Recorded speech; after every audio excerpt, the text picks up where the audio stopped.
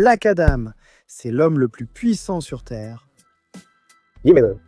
Et s'il devait se battre contre quelqu'un qui ne vient pas d'ici, qui ne vient pas de la Terre, qu'est-ce qu'il ferait alors? Est-ce que Black Adam peut changer la hiérarchie des pouvoirs dans le Detective Comics Extended Universe? Peut-il vraiment battre Superman dans un combat? Eh bien, découvrons-le. Lance la musique.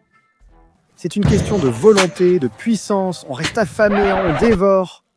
Non, pas cette musique. Salut à tous, je suis Daniel, voici Danko. On analyse des combats comme celui-ci chaque semaine et parfois on fait des vidéos de classement ou d'autres trucs du genre. Donc si ça vous intéresse, installez-vous et profitez de la vidéo. Cliquez sur le bouton j'aime si vous en avez envie et abonnez-vous tant que vous y êtes.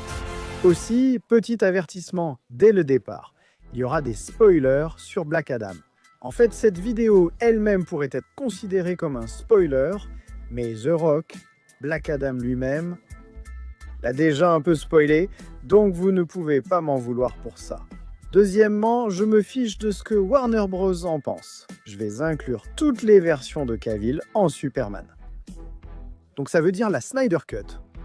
Parce que honnêtement, qu'ils aillent se faire voir pour avoir dit que sortir ce film était une erreur et pour essayer de l'enlever du canon. C'est juste stupide. Et commençons justement par parler du nouveau venu, Black Adam. Ted Adam, mieux connu dans la légende sous le nom de Black Adam, est l'ancien champion du sorcier Shazam et du Conseil des sorciers. Il a reçu les pouvoirs des dieux égyptiens.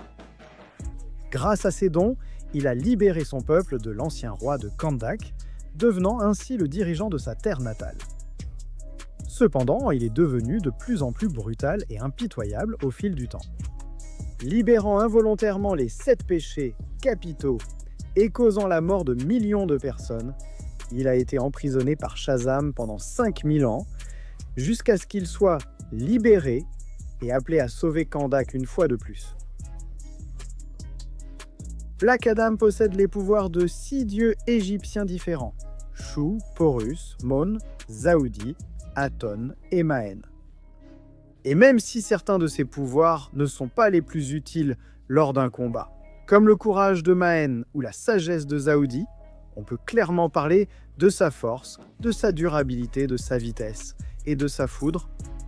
Black Adam est incroyablement fort dans le film et il n'a absolument aucun problème à utiliser cette force pour tuer quiconque se trouve sur son chemin.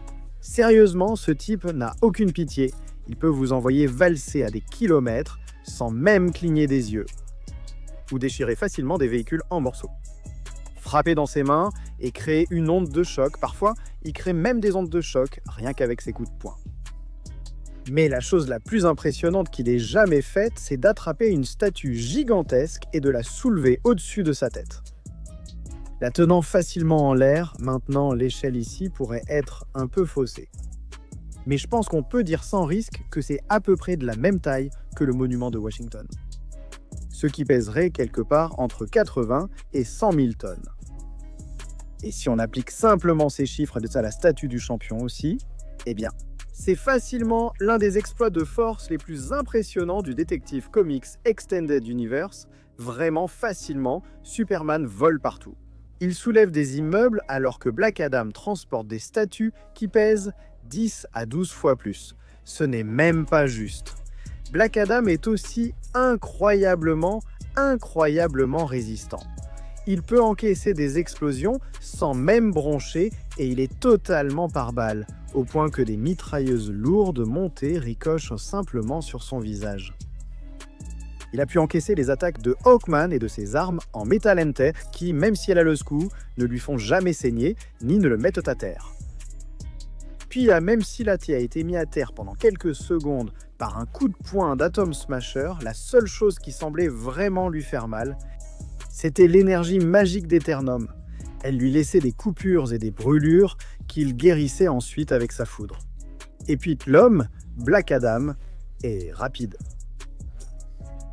C'est l'une des choses qui m'a le plus surpris dans le film. Black Adam est tout simplement tellement rapide qu'on pourrait presque le comparer à Flash ou Superman. parce que Dwayne Johnson, qui est aussi producteur du film, donc c'est un peu comme la parole d'évangile ici, a dit que Black Adam est plus rapide que la lumière. Il utilise sans cesse sa vitesse, volant partout en laissant des traces rémanentes derrière lui. Il attrape des balles, redirige des roquettes, il a même sa propre scène à la vif-argent. Il est capable de voir le monde au ralenti et mettre tout le monde à terre alors qu'une explosion est figée derrière lui. Puis il est capable d'humilier Hawkman et de le surpasser constamment, même si Hawkman peut réagir à la foudre. Il surpasse même la vitesse de balle de Wonder Woman en interceptant une balle tirée à une distance beaucoup plus proche alors qu'il était plus loin. Il a voyagé de la Russie au Moyen-Orient, puis du Moyen-Orient à la Chine en quelques secondes, créant même un cône supersonique pendant que tout autour de lui défile comme s'il était Macquarie ou quelque chose comme ça. Mais il semble que la tactique préférée de Black Adam soit simplement de lancer de la foudre partout. Il peut lancer des éclairs capables de désintégrer complètement une personne, mais c'est bien plus que ça. Il peut percer une montagne. Et essentiellement vaporiser la roche, lancer des éclairs tout autour de lui. Il a même libéré une décharge omnidirectionnelle pour se débarrasser des clones de Dr. Fate. Mais ses démonstrations les plus impressionnantes sont lorsqu'il se met un peu trop en colère et que sa rage commence à lui échapper. La première explosion a simplement ravagé l'ancien palais et réduit les statues en miettes, tuant tous ceux qui se trouvaient à l'intérieur. Mais cela n'a pas entièrement détruit le bâtiment. Le même bâtiment était toujours debout. 5000 ans plus tard, la deuxième explosion s'est produite lorsque ses pouvoirs sont devenus incontrôlables, à l'intérieur de la mine d'Intergang. Et bien que la majeure partie de la force de l'explosion soit allée vers le haut. Et hors de la mine, elle a quand même complètement détruit toute la base. Et c'était encore plus que sa troisième explosion, à cause d'un éclair de Shazam qui a projeté une colonne d'eau et de glace de la taille d'une montagne. Et qui a ensuite déclenché une onde de choc encore plus grande, et qui a finalement dispersé les nuages. Dans son combat contre Sabbac, il est capable de canaliser sa foudre et de la concentrer uniquement sur un démon. Plutôt que de perdre le contrôle et finit par le déchirer en deux, façon Mortal Kombat. Je vais t'emmener sans te briser. Ce qui est à plus que ce que tu mérites. Je ne m'agenouille devant personne. Krypton est en train de mourir. Et personne ne veut vraiment l'admettre. Enfin, personne sauf Jor-El et Lara, ce sont les seuls qui semblent comprendre ce qui se passe. Et leur seul objectif à partir de là est de sauver leur fils Kal-El. Alors ils ont construit un vaisseau spatial de la taille d'un bébé et l'ont simplement lancé dans l'espace. Ils l'ont envoyé foncer vers la Terre. Je ne sais pas pourquoi ils n'ont pas décidé de construire une fusée assez grande pour tous les trois. Mais ils ont probablement décidé de se sacrifier, tout simplement, puisque leur fils extraterrestre serait mieux élevé par de parfaits inconnus. Au cœur du Kansas, ils ont eu beaucoup de chance également, parce que Kal a atterri dans le jardin de Jonathan et Martha Kent. Et donc, au lieu de devenir un dictateur tyrannique avec des pouvoirs divins, il est devenu Clark Kent, Superman, le plus grand héros du monde grâce à son exposition à un soleil jaune. Superman, comme tous les Kryptoniens, a acquis des pouvoirs divins, littéralement divins. C'est le membre le plus puissant de la Ligue des Justiciers. Il est facilement plus puissant que Wonder Woman, il est même au niveau de ce beau gosse de Zeus ici présent. Et l'un de ses principaux pouvoirs est à la super force, et Clark a accompli beaucoup de choses impressionnantes. Il a vraiment mis ses muscles à profit. Mais sa plus grande prouesse a été de déplacer une plaque tectonique entière pour empêcher un tremblement de terre. Et même si cela s'est passé hors écran, tout ce que nous avons comme preuve, c'est un article de journal. Pourquoi ne pas l'inclure? Je veux dire, ce n'est vraiment pas si fou. Thor fait littéralement des choses comme ça, et on a vu d'autres Superman faire des choses similaires. Et pour faire quelque chose comme ça, pour déplacer une plaque tectonique, il faudrait 10 tératonnes de force et d'énergie, soit une force équivalente à celle d'un pays. Ce qui veut dire que tu pourrais détruire un pays d'un seul coup de poing si le pays était assez petit pour être détruit d'un coup de poing. Donc une force complètement folle, et tout ça se retrouve aussi dans la façon dont Super Anna frappe. Je veux dire, regarde juste les affrontements entre lui et le général Zod, toute la destruction que ça a causé. Regarde comment il arrive à envoyer Doomsday voler dans l'espace ou simplement le faire valser. Puis regarde comment il a détruit Steppenwolf. Steppenwolf est aussi très coriace, il s'est déjà battu contre son propre Doomsday dans le passé et a même détruit une lune pendant leur combat. Il a survécu à la destruction d'une lune, mais il n'a pas pu tenir face à Super-An et à ses coups de poing. Et voilà le truc. Super-An n'est pas seulement incroyablement fort, il ne sait pas juste donner des coups puissants, mais comme les meilleurs combattants, il sait aussi encaisser les coups. Regarde par exemple son combat contre Doomsday. Le seul but de ce monstre était de tuer Superman. Il a vu une seule statue du grand gars, et c'en était fini. Tout était fini à partir de ce moment-là, il allait le tuer. Au début du combat, Superman s'en sortait vraiment bien. Il l'a éloigné de Metropolis, les a sortis de la ville, les a emmenés dans l'espace, et bien sûr, c'est là que l'armée a décidé de lancer un missile nucléaire en pleine figure. Avec le recul, ce n'était sans doute pas la meilleure idée. Mais voilà, pendant que Superman était blessé, il a encaissé l'explosion, il a pris une bombe nucléaire en pleine figure. Il est tout de suite retourné dans le combat. Quelques instants plus tard, il est même possible que Superman ait été affaibli par la kryptonite de Batman plus tôt dans la nuit. Donc si cela n'était pas en jeu, il aurait peut-être encaissé cette bombe nucléaire sans problème. Et ce n'est vraiment pas la seule fois où Superman a encaissé une attaque d'un niveau aussi astronomique. Parce qu'il y a aussi la machine de terraformation, la World Engine. La World Engine est la machine kryptonienne de terraformation, utilisée spécifiquement pour convertir l'atmosphère d'une planète et la composition même du monde afin qu'elle ressemble davantage à Krypton, permettant ainsi aux Kryptoniens de s'y installer facilement et de coloniser l'endroit.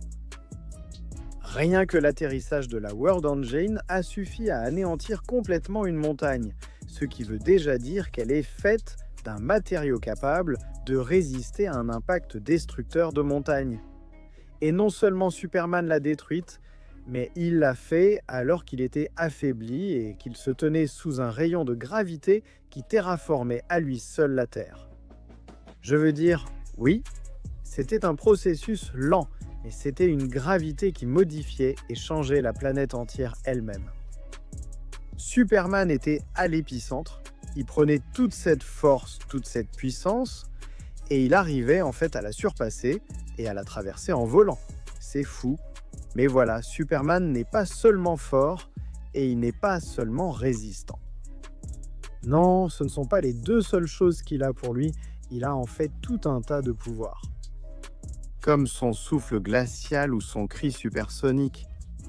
Ou sa vision thermique. Oh mec, sa vision thermique, il peut découper du métal net et faire exploser des trucs. Et on pensait qu'il pouvait atteindre des températures aussi élevées que 10 000 degrés. Fahrenheit. Mais maintenant, eh bien, la vision thermique de Superman pourrait en fait être bien plus chaude.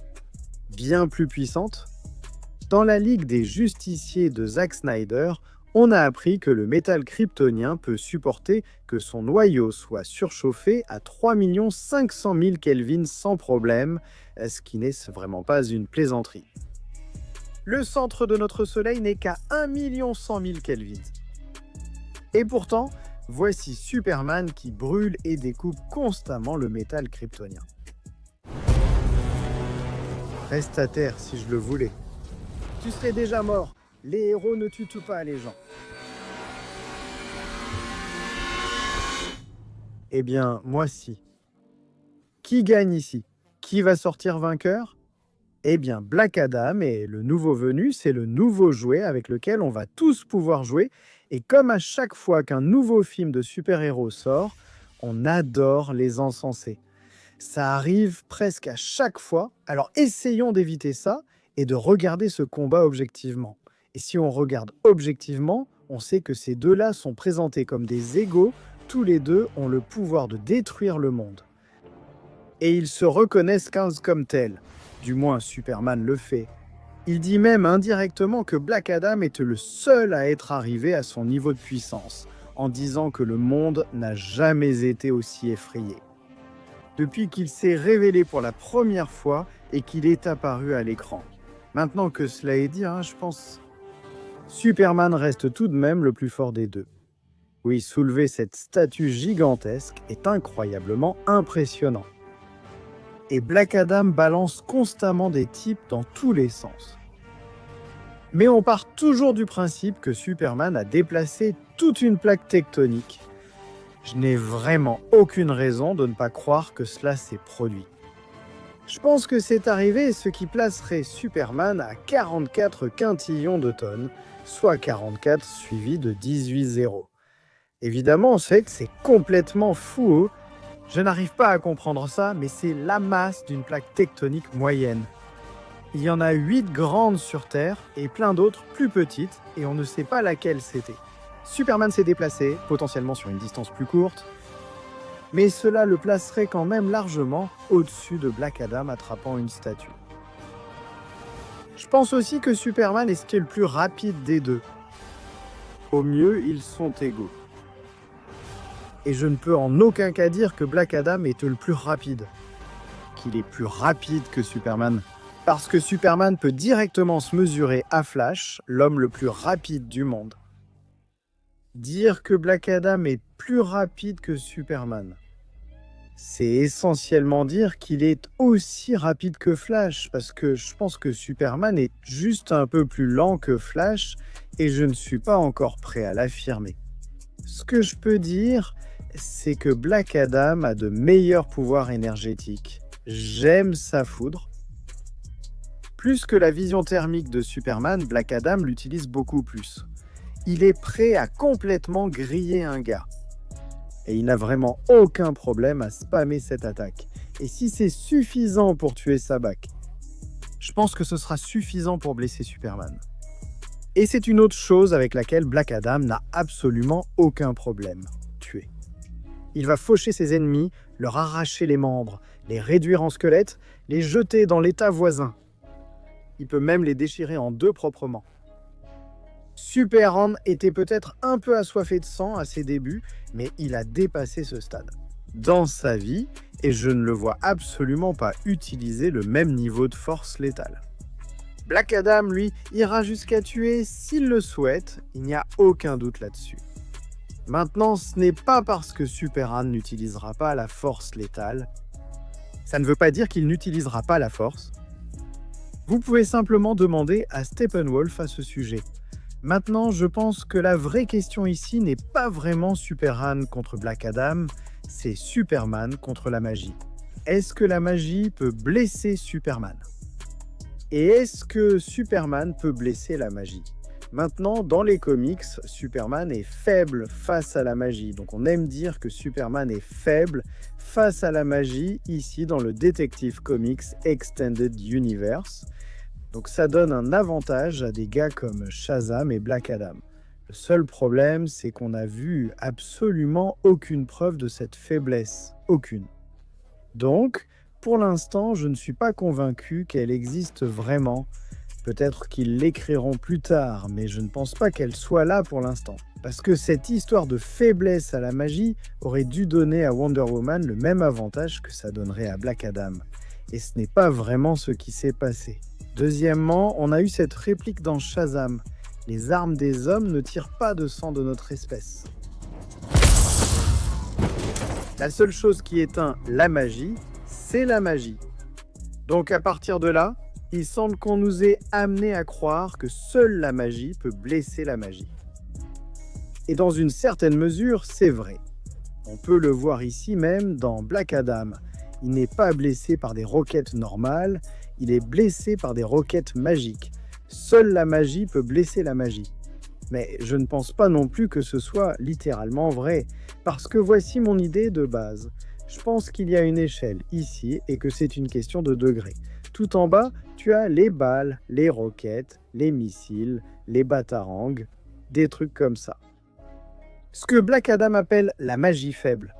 Puis, juste ici, c'est le seuil où les attaques commencent à devenir suffisamment puissantes. À partir de là, elles commencent à faire mal même à travers la durabilité magique. Et il se trouve que c'est là que beaucoup des attaques magiques puissantes se situent. Mais je ne pense pas que ça commence à leur faire mal uniquement parce que c'est magique. C'est simplement une attaque suffisamment puissante pour blesser, peu importe.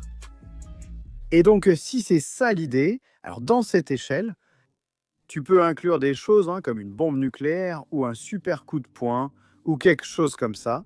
Et ce sont des attaques suffisamment puissantes pour franchir ce seuil et blesser des êtres magiques, que l'attaque soit magique ou non. Maintenant, quelles sont mes preuves pour tout ça? Eh bien, deux choses. Premièrement, je ne pense pas que Hawkman soit magique, et le métal est cool et tout, mais je ne dirais pas forcément que c'est magique, et pourtant il a réussi à blesser Black Adam. Et à blesser Sabbac, donc le non magique peut blesser le magique aussi. On sait que Superman n'est pas magique, et on sait que Wonder Woman l'est. Elle est à peu près aussi magique que Black Adam et Shazam, et Superman a quand même réussi à la blesser. Alors pourquoi est-ce que je dis tout ça? Parce que en ce moment, la durabilité pourrait être le point faible de Black Adam. Il peut encaisser des missiles et des balles sans problème, mais il a été blessé par Hawkman. Il a été mis à terre pendant quelques secondes par Atom Smasher. Si vous enlevez l'idée que seule la magie peut blesser la magie et que vous mettez Superman et Black Adam sur un pied d'égalité ici, eh bien Clark montre une bien meilleure capacité à encaisser une attaque. Ajoutez à cela qu'il est toujours plus fort et tout aussi rapide. Oh là là! Maintenant, la foudre de Black Adam et sa sauvagerie pure vont faire des dégâts. Ils vont surprendre Superman au début. Mais je pense toujours que Superman est le plus puissant des deux. C'est le premier film de Black Adam. Donnez-lui un peu plus de temps et je sais qu'il deviendra plus puissant. Mais pour l'instant, eh bien je dois donner l'avantage à l'homme d'acier. Superman gagne. Mais qu'en pensez-vous? Dites-le dans les commentaires ci-dessous. Je sais que vous allez avoir des avis et des sentiments sur celle-ci, c'est certain. Si vous êtes resté jusqu'ici et avez regardé la vidéo en entier, ça incroyable. Merci de nous avoir regardés et soutenus. Si vous voulez vous abonner, abonnez-vous. Vous pourrez voir plus de vidéos comme celle-ci chaque semaine et je vous retrouve à ce moment-là. Je vous retrouve la prochaine fois.